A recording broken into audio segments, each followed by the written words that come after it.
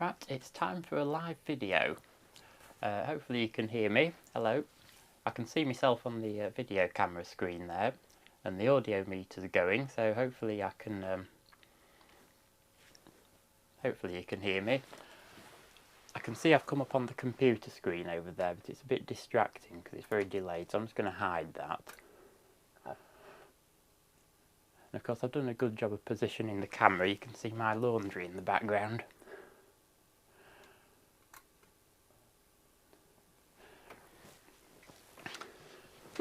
Let me just turn the lights up.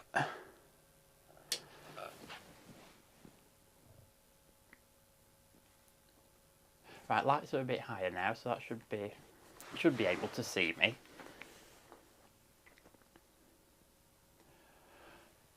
Halcyon says the audio works well. Unfortunately, I don't have a cheesy 90s intro. I could have prepared something, I'm sure. I do have a Power Macintosh upstairs running Adobe Premiere, so I've not got anything prepared. I've just got my Sony camera going into an HD PVR, which has a USB 2 connection to the PC. That then goes into the computer, and I'm running FFmpeg, which does something or other. That's actually not too bad. It says it's running at 0.999 times and 30 frames a second, so hopefully there won't be much in the way of dropped frames on the video. Last time I did this, it was the video was a bit jerky. I think that's down to the encoding on my end. No, but we're using a variety of video for Linux devices here, and that then goes into OBS. And here's OBS.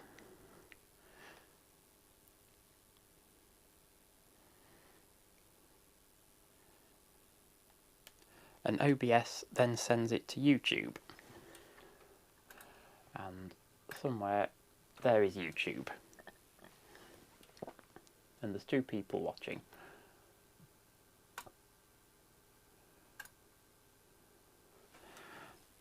And here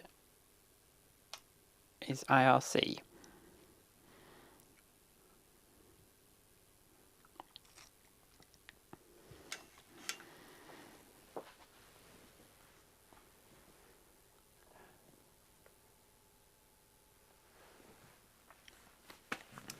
Anyway, the intention of today's video is a live mailbag. Everyone seems to like mailbags and unboxing videos. In fact, I did an unboxing video a few months ago of a video camera. There's a video of this one here, Canon XL1. All I did was take it out of the box. So far that's had over 800 views. It's going up to 900 views now, and it's getting to be one of the more popular videos on my YouTube channel. So clearly people like unboxings.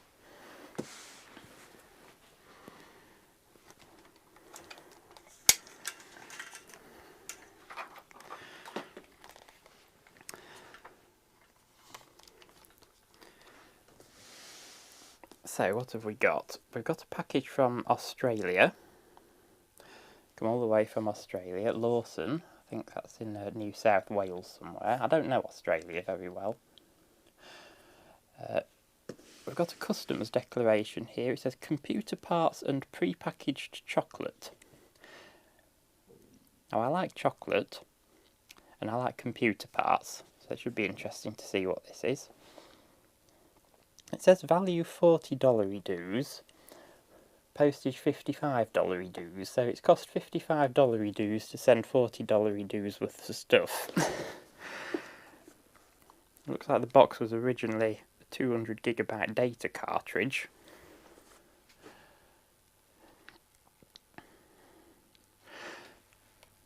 One thing I will comment on, this has come from Australia. I like how they've got this tractor feed paper for the address labels. I've noticed this before on Australian things. I don't see much tractor feed paper anymore.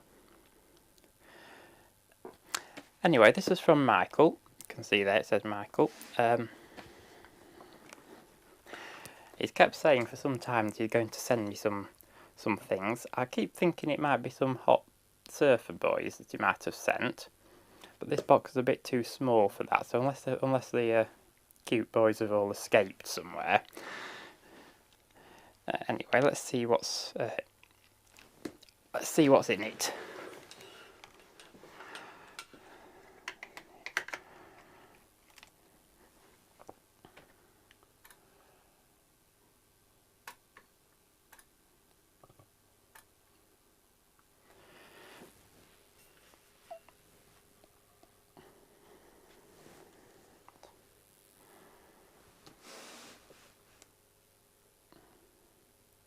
Now, of course, the trouble with doing live video is all the camera movements and stuff is done live. I can't edit them out.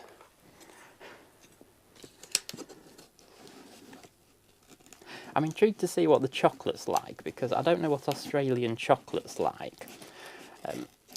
We obviously have a lot of chocolate here in England, so I don't know how it varies in other parts of the world. I'd imagine it's very similar.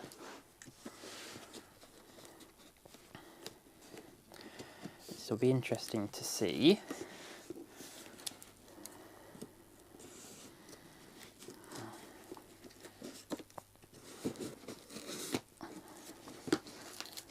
I think I could do with one of those Dave Jones style knives. I've only got scissors.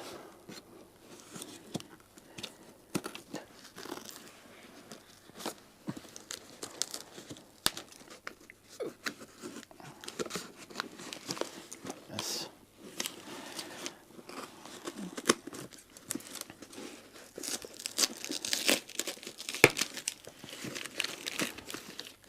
Oh. It's nearly there. More tape.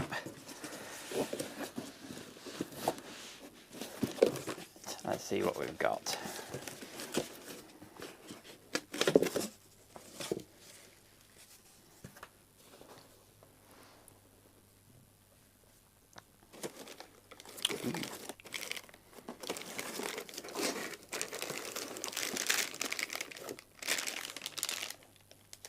Tim Tam, not Tim Tam original, made with irresistible real chocolate.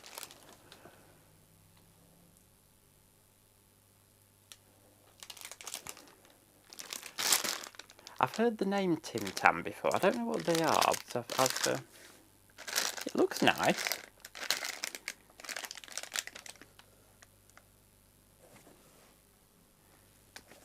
What does it say?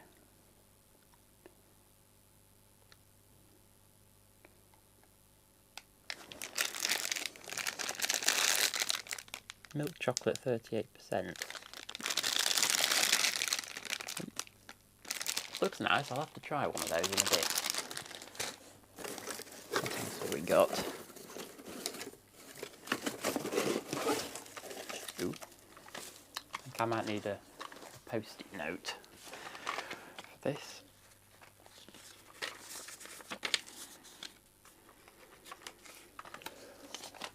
Got a box of Sony DV tapes.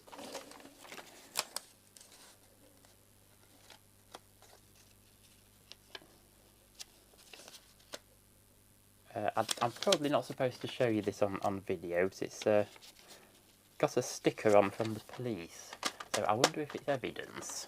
I'll have to look through the tapes and see if there's any interesting evidence on them.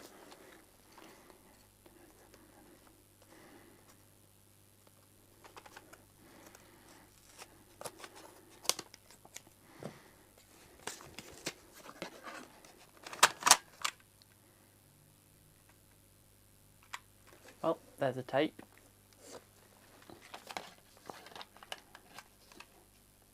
I think he said these were only been used once and were just going spare. So I'm probably one in a minority of people who actually still uses a mini DV.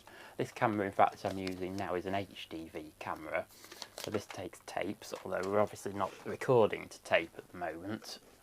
We've got an S-video output from the camera into the capture card. There's another couple of boxes here.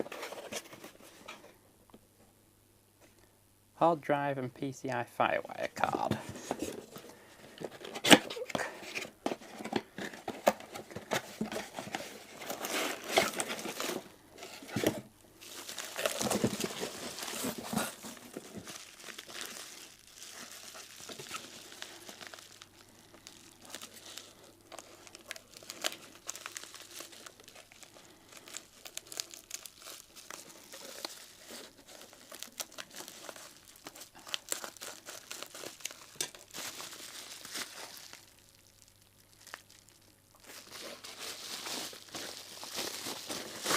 See what sort of hard drive we've got.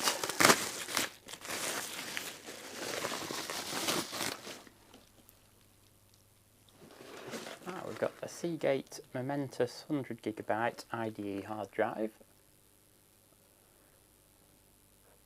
That'll be nice for the ThinkPads.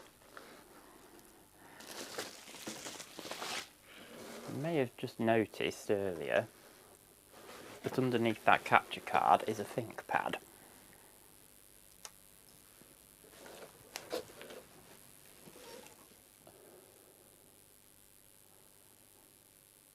It's just about in focus there. That's a ThinkPad R40. It's a Pentium M machine. Dates from around 2003, 2004-ish. I was using it just recently. It's a nice machine actually. I always have a bit of a shortage of hard drives and memory. I keep meaning to stock up on them. It's got a relatively small hard drive in it at the moment, that one. So I think I will use that in the R40. My other machine, which has disappeared somewhere. Here it is. This is a ThinkPad A31. This is a proper murder weapon grade ThinkPad. It weighs an absolute ton. CD-ROM drive's taken out at the moment. About 4 kilograms in weight, about 2 inches thick. Nice 15-inch screen. Currently got a hard drive in here. I think that's an 80GB one.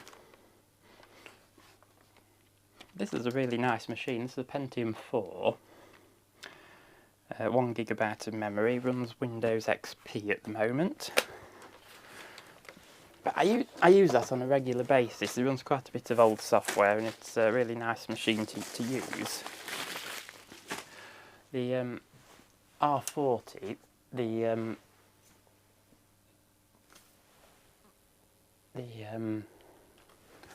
battery lasts longer and it's a smaller machine, it's a lower power. It's a Pentium M rather than a Pentium 4, and of course Pentium 4s are quite well known for being power hungry. So what's next?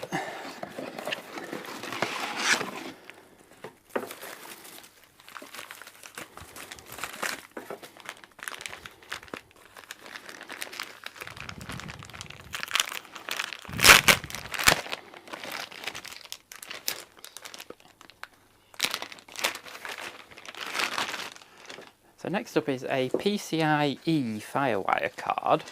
Now most of the Firewire cards I've used have been just bog standard PCI. This is PCIe. That's a Firewire 400 port there. I think those two are probably Firewire 800, which I don't have anything for Firewire 800. That looks like a date code of 2007, I think, on the board. Now I've no idea whether this will actually be of any use or not. My main PC these days doesn't have Firewire and it doesn't have PCI slots. It's too new for that. It has PCIe. So I'll put this in and I'll try it out and try and connect some video cameras to it and see if I can use it. The only trouble I have with my machine, come back over here. It's a shuttle small form factor machine. They do actually have 2 PCIe slots. It has one of those big ones for a graphics card and then a little one for the card I've just shown you. But that's all it has. Now the graphics card is actually a double width graphics card. So that currently obscures the PCI slot. So I'd have to take the graphics card out in order to use this card or any other card. Now it does have built-in Intel graphics, which I've not used much due to driver issues, but the Intel graphics are actually fine for working with video. In fact, they do quite a good job with video. The only real trouble with the Intel graphics is if you're doing gaming. Now I'm not much of a gamer, but you know, sometimes I play games. Anyway, that'll be something to try out.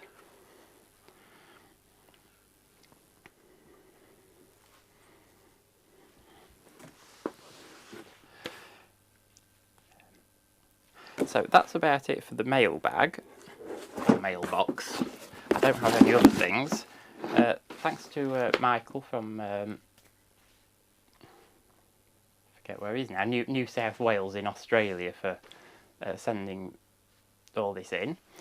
I'll certainly have fun playing with the Firewire card and the hard drive, and hopefully the hard drive will make that ThinkPad a lot more useful. Now, shall I open the chocolates live on video? Maybe I will. I like chocolates.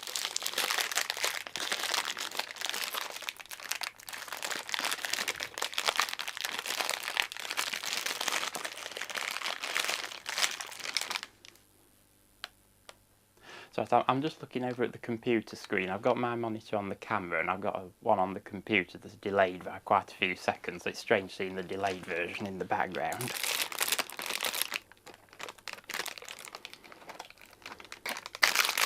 So here's a Tim Tam.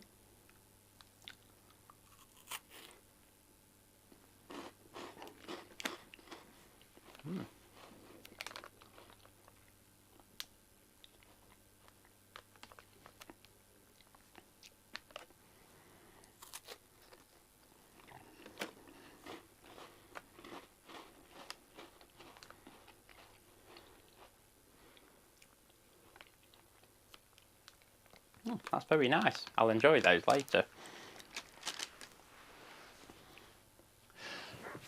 Now I've no other mail to open, unfortunately, but I will just give a quick tour of the lab while I'm here. I've got 2 people watching. I'm sure Michael's one of them. I don't know who the other one is. No one's commenting on the chat, and there's no comments on IRC either.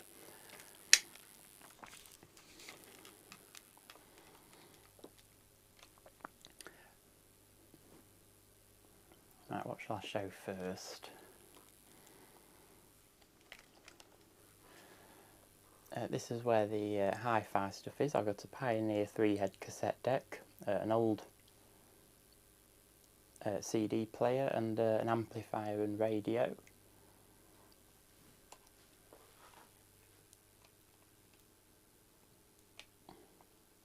Over here is where I take telephone calls. I've got a Snom 720 telephone. That's hooked up to a Raspberry Pi, which is running an Asterisk PBX.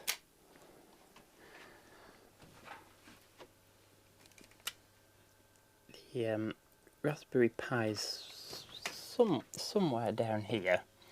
You won't be able to see, oh, I think you can just about see a light down there. That's the Raspberry Pi running Asterisk.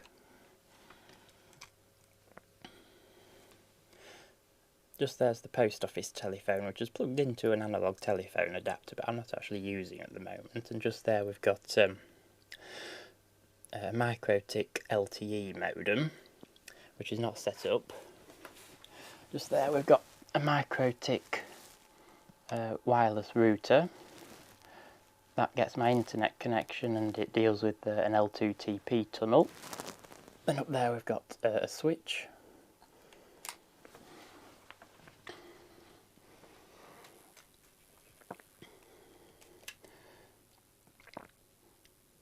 Here's the computer monitor we saw earlier. That's a Dell U2410. Very high-end monitor in its day, although it's just over 10 years old now. It's working very well for something so old. Just down here we've got a Raspberry Pi mounted inside a Cherry keyboard. Just up there we've got a Thurlby multimeter, a model 1503. That's a very nice multimeter. I don't come across people using these much, but they were an English company. Made some nice stuff back in the day.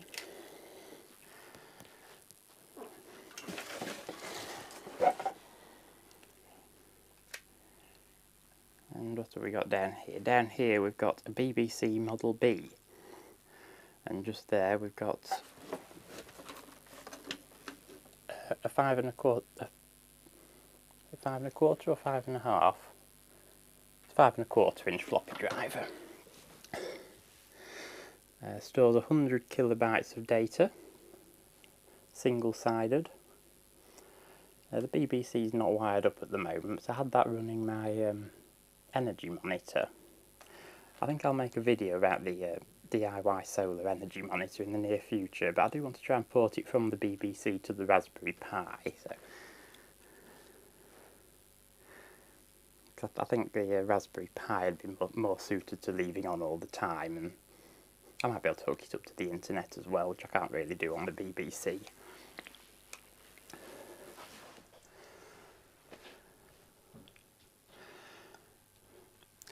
And down there's a microphone, which I'm not using.